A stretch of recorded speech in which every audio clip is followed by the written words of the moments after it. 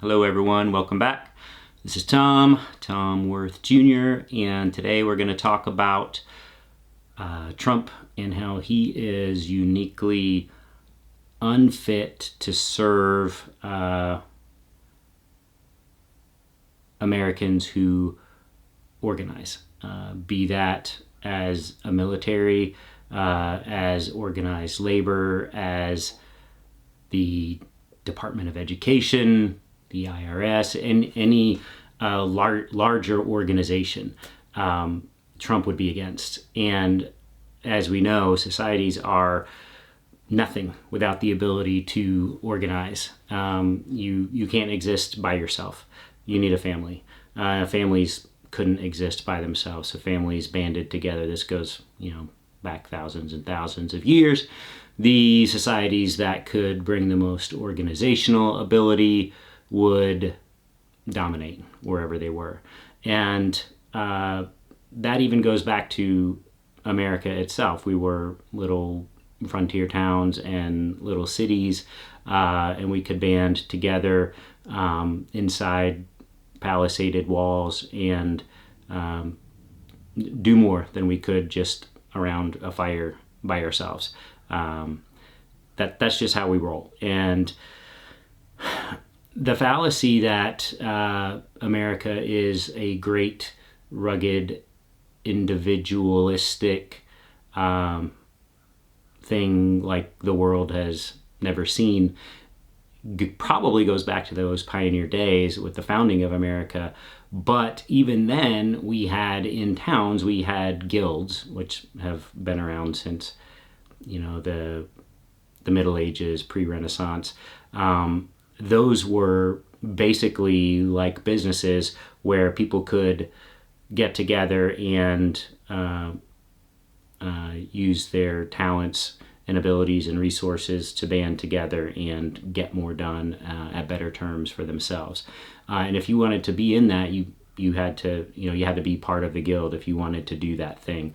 We had that mentality here with the British founders of the colonies, and that's, we had law schools, for instance. Those were organizations designed to train people in legal studies. So we've always needed the ability to get together and be like-minded and accomplish more by specializing. When we see things like Trump and Elon Musk on Twitter, whatever's left of Twitter from when Musk took it over. And we know Musk is famously anti-union. He is a union buster, doesn't want unions at Tesla. And Trump states, for the record, in front of millions of people live, hey, I admire your ability to be able to fire people who want to organize into unions. And he says it while simultaneously courting organized labor unions. The man's lack of thought, and I don't know, it baffles the mind sometimes. But that in itself is a fallacy. Tesla itself, because we know, I don't know if you know, I know in Texas that Elon Musk came to Texas. He left California.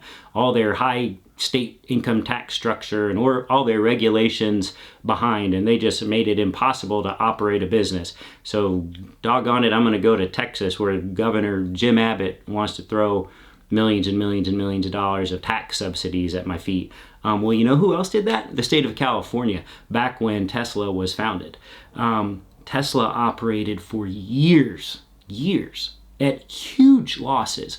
We had the government incentivizing green energy and green transportation. The federal government did.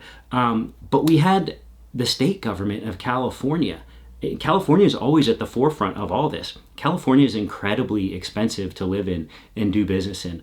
But they take some of that.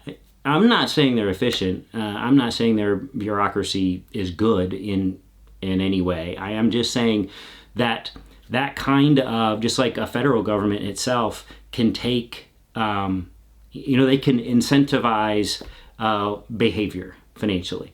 So if we want to go away from fossil fuels towards green fuels, okay, we can do that. If you ever drive out west of here, out west of Fort Worth, out west of Weatherford, out I-20, or down to Big Bend, or out out to New Mexico, there are miles and miles and miles of wind turbines. They're not just big windmills; they are big, gigantic things. Years ago, you'd see flatbeds coming down the highway, just super long. I'm not a trucking expert. It had to be at least 40 feet long, maybe 80, I don't know. And they had these giant thing strapped to the back of it. And for a long time, you didn't know what they were. Then you realize it was one propeller for one wind turbine. And they were taking them all out west, all out I-20. And now when you go out there, they're everywhere. It's as far as the eye can see are these huge wind turbines. And I hate that. Aesthetically, because those vistas out there, that's what I love about West Texas. It's just, you go from this flat plains of North Texas, where we are here in DFW, and you get into gently rolling hills, and you get to these steep rocky walls, and it's just beautiful country out there. And now it's just plastered with huge wind turbines as far as the eye can see. Those wind turbines are not polluting the air like fossil fuels. You also see a lot of old oil derricks out along the way, because of course West Texas was oil country too. You've got fracking now underground, probably polluting our drinking water. But it's ugly. Those wind turbines are ugly. If you ever see a solar array, we don't have around here, but out in Spain or out in the desert, in the American desert, they're huge, they're glass, they're mirrors, they're reflective, and it's blinding, I'm sure. Probably real hot. But it's still so much better than fossil fuels. It's just better in every way. Clean water, clean air. California is always at the front of all of this, and it always costs a lot of money, and it's always a big pain in the butt. But we're all better off for it.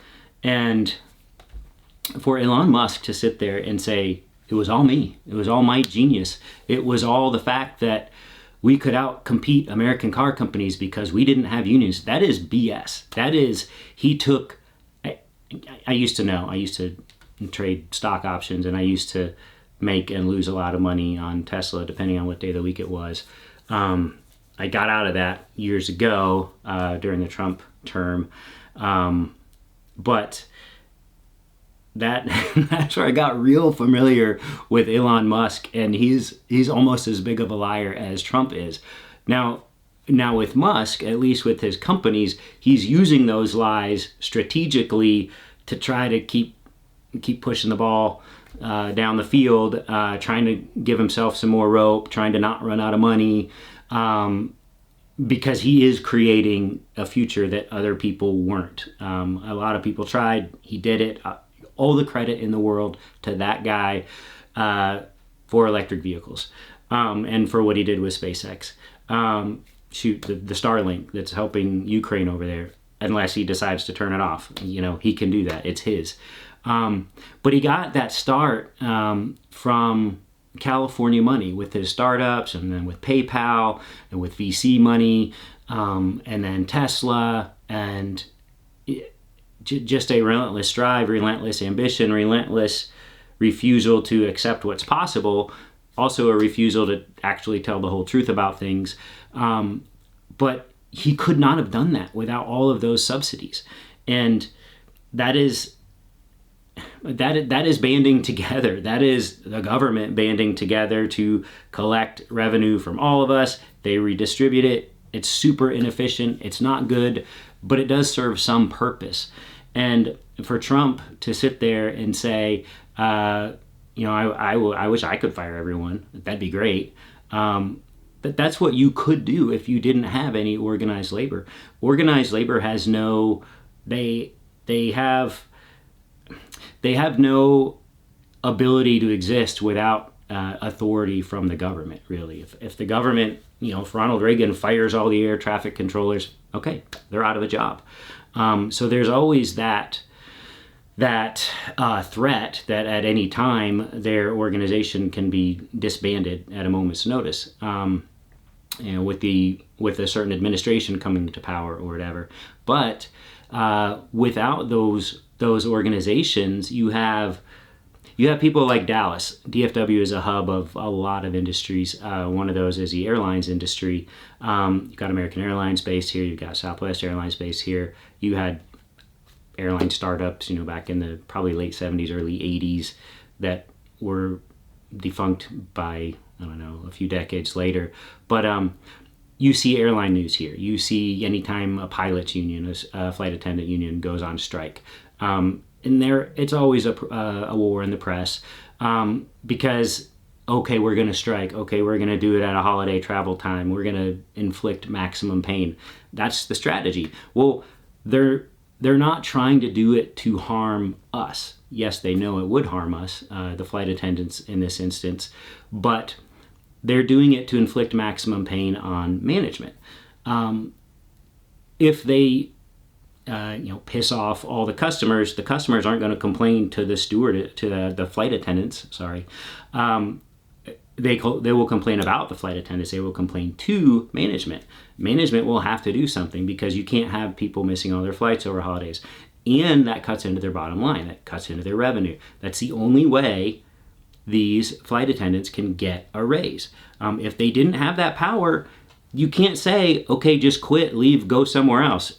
Where are you going to go? You're going to go to Southwest or move to a city with one of to Delta or United? Not United anymore. I think American owns United now. Where are you going to go? You can't go anywhere. So if you want to raise every 5 or 10 years, you have to take something drastic into your hands. Management's not going to voluntarily give you any money. So we need this ability for people to organize. I've never been in a union. I can't see myself ever joining a union or wanting to join a union.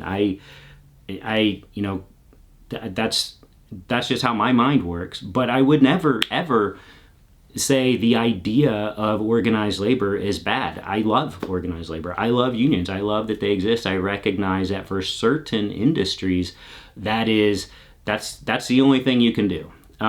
When I was 15 years old and I went and got my first job at Kroger's, they called me a courtesy clerk. I was sacking groceries and getting carts out of groceries to people. I made I want to say $2.65 an hour minimum wage, and I might get a tip. Someone might give me a quarter for carrying the groceries out to their car. But from my first paycheck, there was a little insert in there about, hey, do you want to go to the next union meeting? I don't know. It's a courtesy clerk union or grocery store worker union. I don't know. Or, hey, you can just contribute some of your paycheck every week to the union, and hey, we'll fight for your rights. You know what? I didn't see them fighting for my rights. I kept every dime of that after-tax $2.65 per hour that I could. I just thought that would be a waste of money for me, even at 15. I do see the point of them. I would never want them outlawed or busted by Starbucks or anything. These are people who have no power unless they're part of an organization. We also have the organization of the United States Armed Forces. We have Trump's asinine comments about the Medal of Honor versus the Presidential Medal of Freedom, which I don't know the process of that. I know it's something Donald Trump gets to pick when he's president. Otherwise, how the hell would it be hanging around Rush Limbaugh's neck? That's not something where society as a whole got together or something and said, wow, this guy really needs a medal for all the good he did for the country. I don't think so. The Medal of Honor, on the other hand, we have the National Museum for the Medal of Honor being done here in downtown Arlington. It's not open yet. I believe it opens in March. It'd be cool to walk around and talk to some of those people there. I'm pretty sure whatever 70-year-old Vietnam vet is working there that day may well be voting for Trump, but he also might have an opinion on what carries more weight, the Medal of Honor or the Presidential Medal of Freedom. It's just so ridiculous to say. Again, he says it in front of everyone. This is not a new thing. It goes all the way back to attacking Trump, McCain, and I like my guys not getting captured. I like my guys not being killed. He's always said that. He doesn't go to military cemeteries. He's a draft dodger, obviously. My dad was enlisted in the Air Force, and in his little small town in New York. It was probably 1964, 65.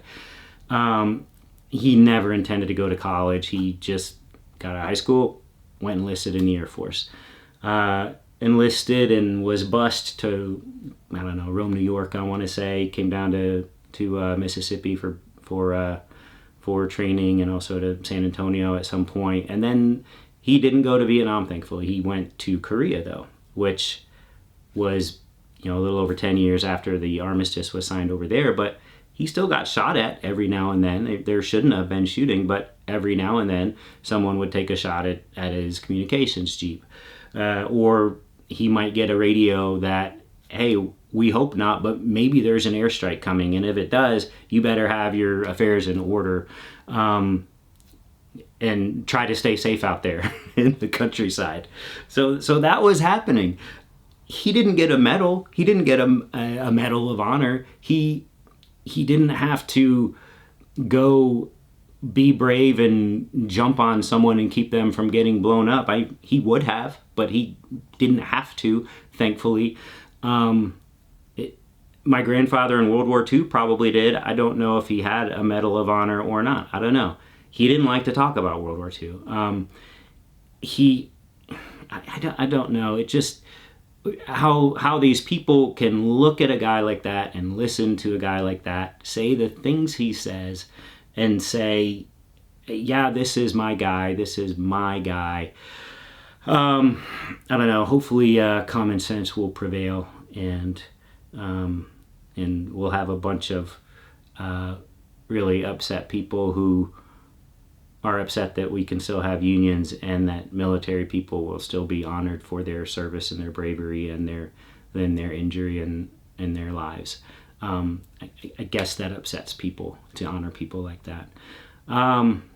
That's it for now. We'll talk again tomorrow. I do want to say thank you to the comments that I've been getting. I see some crazy ones, obviously, and I was warned about these by friends and family. I have fun with it. If you're coming at me in all caps and misspelled words, I probably know, I don't even have to read your words, really. And I actually do respond to some of those. I'm not being a real snarky whatever, but if it's someone that I can say, hey, this is what I'm trying to do, please don't misunderstand me. But hey, if you understand me, that's fine to disagree. That's cool. But just the vast majority, again, the power of the YouTube algorithm, are just so supportive. And it occurred to me that in my college football one, when I was saying "Go Blue," when I was a little Michigan Wolverine thing, along with my hook'em, I see the little "Vote Blue" icons and the blue wave, and my "Go Blue" was an unintentional rallying cry for Dems, I guess, which is great. We're all in this together, and we will get this done in a few months. So that's it, and have a great night, y'all, and we'll see you tomorrow.